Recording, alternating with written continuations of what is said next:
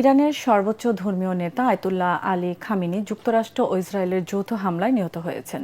বিষয়টি নিশ্চিত করেছে দেশটির রাষ্ট্রীয় গণমাধ্যম, যেখানে বলা হচ্ছে খামেনির মেয়ে জামাতা ও নাতির সঙ্গে শাহাদাত বরণ করেন।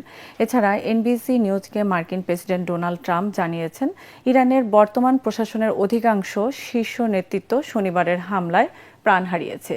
সিবিএস নিউজ বলছে দেশটির প্রায় 40 শীর্ষ কর্মকর্তা এখন পর্যন্ত নিহত হয়েছে। এদিকে সুপ্রিম লিডারের মৃত্যুতে 40 দিনের রাষ্ট্রীয় শোক ঘোষণা করেছে তেহরান বলে জানাচ্ছে বিবিসি। এদিকে আলী খামেনির হত্যার প্রতিশোধ নেয়ার ঘোষণা দিয়েছে Islamic Revolutionary Guard Corps IRGC. বলেছে মধ্যপ্রাচ্যে যুক্তরাষ্ট্রের সব ঘাঁটি ও দখলদার ইসরায়েলদের বিরুদ্ধে এমন সর্বাত্মক হামলা চালাবে যা এর আগে কেউ দেখেনি। বিস্তারিত আদিব মোহাম্মদের রিপোর্ট। ইরানে রোববারের ভোরের আলো ফোটার সাথে সাথে প্রচণ্ড বিস্ফোরণে কেঁপে উঠেছে রাজধানী তেহরান। শনিবার সকালের মতো এদিনও যুক্তরাষ্ট্র ও ইসরায়েলের ঝাঁকে ঝাঁকে যুদ্ধ বিমান হানা দিয়ে বিধ্বংসী বোমা ফেলে গেছে। গুঞ্জন উঠেছিল আগের দিনের হামলাতেই ইরানের সর্বোচ্চ ধর্মীয় নেতা আয়াতুল্লাহ আলী খামেনি ওয়াশিংটন তেল আভিবের যৌথ হামলায় নিহত হয়েছেন। ইরানের সুপ্রিম ন্যাশনাল সিকিউরিটি কাউন্সিল এক বিবৃতি দিয়েছে, যা পড়া হয় দেশটির রাষ্ট্রীয় টিভিতে, যেখানে উপস্থাপককে কান্না জড়িত কণ্ঠে বলতে শোনা যায়, তাদের প্রাণপ্রিয় supreme leader Ayatollah Ali Khamenei আর নেই। নিজ কার্যালয়ে মেয়ের জামাতা এবং নাতি সহ শনিবার নিহত হয়েছেন তিনি।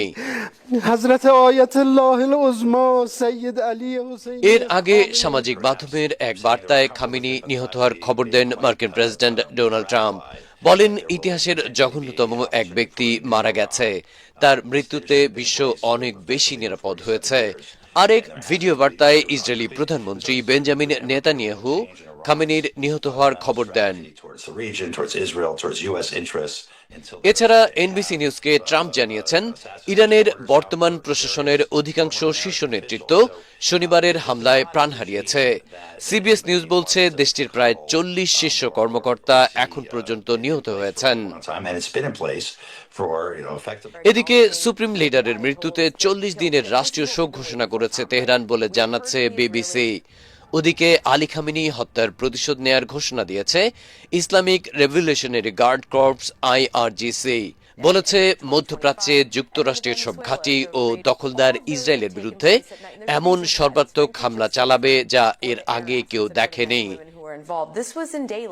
আদিব মোহাম্মদ, ATN বাংলা। যুক্তরাষ্ট্র ও ইসরায়েলের যৌথ অভিযানে ইরানের সর্বোচ্চ নেতা আয়াতুল্লাহ আলী খামেনির মৃত্যুর পর রোববার সকাল থেকে দেশটির ইতিহাসের সবচেয়ে বড় সামরিক অভিযান শুরু করেছে আইআরজিসি। তেল আভিভে একজন নিহত এবং শতাধিক মানুষ আহত হওয়ার খবর পাওয়া গেছে।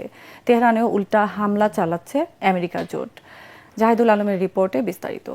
শনিবার ভোর থেকেই ইরানের সরকার পতনের জন্য হামলা শুরু করে যুক্তরাষ্ট্র ইসরায়েল। লক্ষ্য মধ্যপ্রাচ্যের অন্যতম পরাশক্তি ইরানকে পরাজিত করে অঞ্চলটিতে নিজেদের আধিপত্য মজবুত করা। সে লক্ষ্যে গেল দিন ভোর থেকেই দেশটির সর্বোচ্চ ধর্মীয় নেতা আয়াতুল্লাহ আলী খামেনির বাসভবন সহ শত শত স্থাপনায় হামলা চালায় দখলদার জোট। এতে কয়েকশো সাধারণ মানুষের সাথে নিহত হন খামেনি।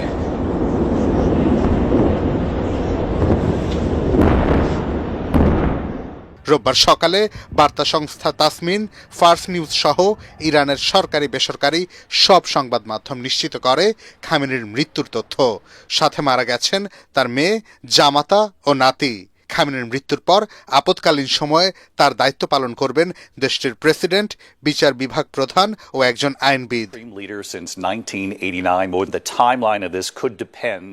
এর আগে খামেনির মৃত্যুর খবর নিশ্চিত করে সামাজিক যোগাযোগ মাধ্যমে ডোনাল্ড ট্রাম্প লেখেন, ইতিহাসের অন্যতম নিকৃষ্ট ব্যক্তি খামেনি মারা গেছেন। একই সাথে সর্বোচ্চ নেতার স্থলাভিষিক্ত কাকে করতে চান সে সম্পর্কে ভালো ধারণা আছে বলেও উল্লেখ করেন তিনি। এদিকে ইরানের শেষ সুলতানের নির্বাসিত ছেলে ও দেশটির মসনদে বসতে চাওয়া রেজা পাহলভি ট্রাম্পকে ধন্যবাদ জানিয়েছেন। এদিকে খামেনির নিহতের ঘটনায় 40 দিনের রাষ্ট্রীয় শোক ঘোষণা করেছে দেশটির সরকার। এক বিবৃতিতে বলা হয়, ইরানকে সমুন্নত রাখতে সর্বোচ্চ ধর্মীয় নেতা তার জীবন উৎসর্গ করেছেন। এরপরেই দেশটির ইতিহাসের সবচেয়ে বড় পাল্টা হামলা শুরু করে ইরানের বিপ্লবী গার্ড। লক্ষ্য ছিল ইসরায়েল ও মধ্যপ্রাচ্যের মার্কিন ঘাঁটি। হামলায় ইসরায়েলে একজন নিহত ও বেশ কয়েকজন আহত হওয়ার খবর জানিয়েছে ইসরায়েলের সংবাদ মাধ্যম। একই সাথে বন্ধ করে দেয়া হয়েছে হরমুজ প্রণালী। জাহাজগুলোকে নিরাপদ দূরত্বে সরে যেতে নির্দেশ দিয়েছে ইউরোপের বিভিন্ন মেরিটাইম সংস্থা। তবে সকাল থেকেই ইরানের যুদ্ধ বিমান দিয়ে হামলা চালিয়ে যাচ্ছে ইসরায়েল। লক্ষ্য দেশটির আকাশ প্রতিরক্ষা ব্যবস্থা ও সামরিক স্থাপনা। তবে এসব হামলায় বেসামরিক নাগরিকই নিহতের খবরই বেশি আসছে। ইরানে আগ্রাসন শুরুর পর বিশ্ব নেতাসহ মুসলিম দেশগুলো শান্তি আলোচনার আহ্বান জানালেও মূলত সেগুলো কেবল বিবৃতি হিসেবেই তোলা রইল ইতিহাসের পাতায়। জাহিদুল আলম, এটিএন বাংলা।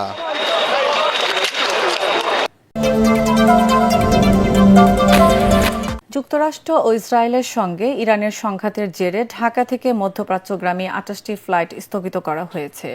দেশের এয়ারলাইন্সগুলো বাধ্য হয়ে এমন সিদ্ধান্ত নিয়েছে বলে জানিয়েছেন প্রবাসী কল্যাণ ও বৈদেশিক কর্মসংস্থান মন্ত্রী আরিফুল হক চৌধুরী। এই অবস্থায় যাত্রীদের ভোগান্তি কমাতে তাদের থাকা খাওয়ার ব্যবস্থা করা হয়েছে। তিনি বলেন, যুদ্ধ এখন পর্যন্ত 3 বাংলাদেশি আহত হয়েছে।